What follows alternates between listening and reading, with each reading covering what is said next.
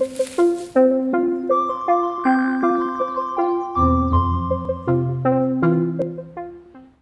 hope lots of you are going to be joining me to talk about metamorphosis in our book club, in the Reading Together book club that the Royal Society of Literature has organised. And for some people who haven't ever been to a book club, they think this is rather odd because reading is a solitary pleasure. It's something you do on your own.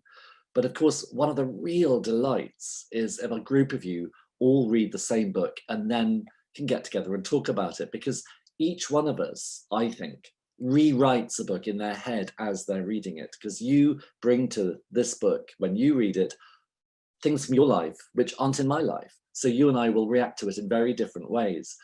And I think because this book, as I've said, is so ambiguous, you always get really different reactions in any group of people who read it. Some of them think it's funny, some of them think it's frightening, some of them think it's desperately sad. I know a lot of people who read Metamorphosis think that it's actually a fable about caring for the ill and how difficult it is when you have a member of your family who's really ill, how difficult it is to sustain sympathy over a long time.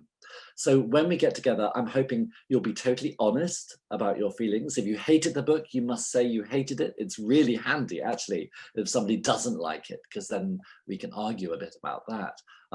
But also, it would be really interesting to hear what it made you feel about your own life. So maybe one or two of you are currently having difficulties in your relations with your parents. You feel very different to them. And maybe this book helped you. Maybe it helped you see that actually there is common ground there. There's something to be negotiated. Who knows?